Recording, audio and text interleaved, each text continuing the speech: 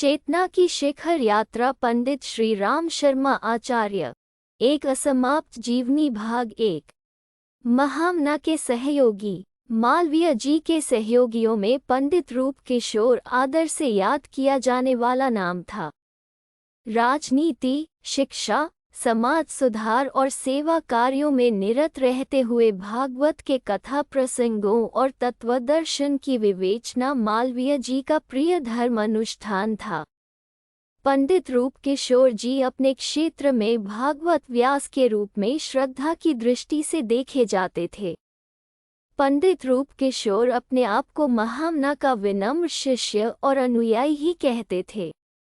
उनका क्षेत्र भी अपेक्षाकृत छोटा था, लेकिन ब्रजमंडल में वे मालवीय जी की कथा शैली के प्रतिनिधि प्रवक्ता कहे जाते थे।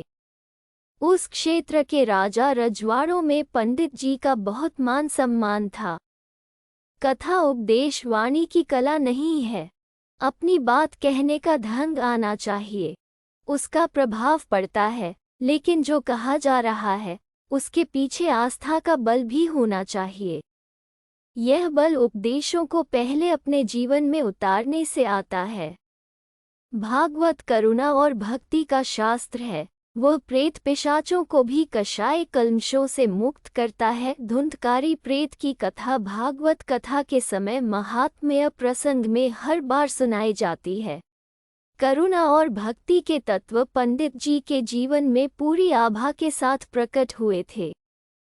उनके संपर्क में आकर बहुत लोगों ने अपनी बुराइयां छोड़ी। छोटे मोटे दोष विकारों से मुंह मोड़ने की सैकड़ों घटनाएं हैं। एक अवसर ऐसा भी आया जब पंडित जी के निवास से कुछ दूर जंगल में रहने वाले धांधु नामक डकैत ने लूटमार करना छोड़ दिया। इलाके में उसका आतंक था। उसका अपना कोई गिरोह नहीं था, लेकिन वो खुद बहुत बलवान था। उसमें 25-30 लोगों से जूझने की सामर्थ्य थी। पंडित जी कथा कहने के लिए जा रहे थे कि रास्ते में धांधु से मुलाकात हो गई। कहने लगा, आप ब्राह्मण देवता हैं, आपका अनादर तो नहीं करूँगा, लेकिन मैं डाकू हूँ।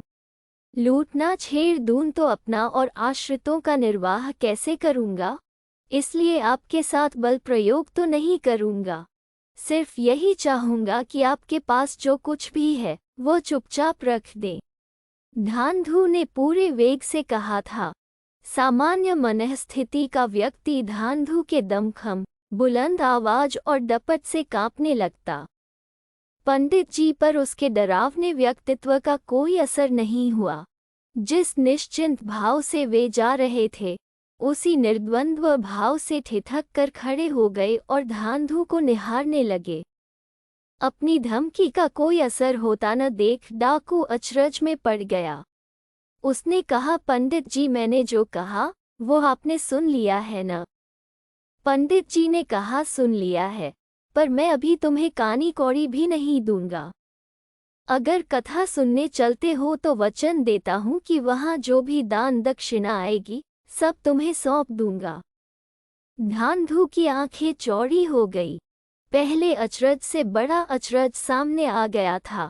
दोनों में कुछ देर संवाद हुआ। पता नहीं पंडित जी की किस बात का असर हुआ कि धांधु कथा सुनने के लिए राजी हो गया। वो साथ चल पड़ा।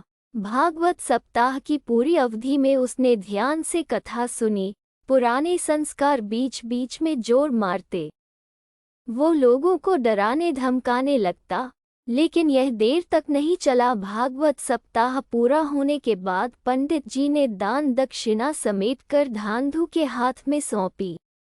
रुपये, पैसे, आभूषण और मेवों आदि से गठरी बंध गई थी। डाकू ने गठरी उठाई, सिर पर रखी और कह उठा, आदेश करें प्रभुजी, किधर चलना है? पंडित जी ने कहा, जहां तुम ले जाना चाहते हो ले जाओ, मैंने अपना वचन पूरा कर दिया। धांधु ने गठरी उतार कर एक तरफ रखी और पंडित जी के चरणों में लौट गया। जोर जोर से रोते हुए वह कह रहा था, मुझे राह मिल गई भगवन, आप मुझे क्षमा करें। मैं मेहनत और ईमानदारी की कमाई ही खाऊंगा, उसी से अपने परिवार का गुजारा चलाऊंगा।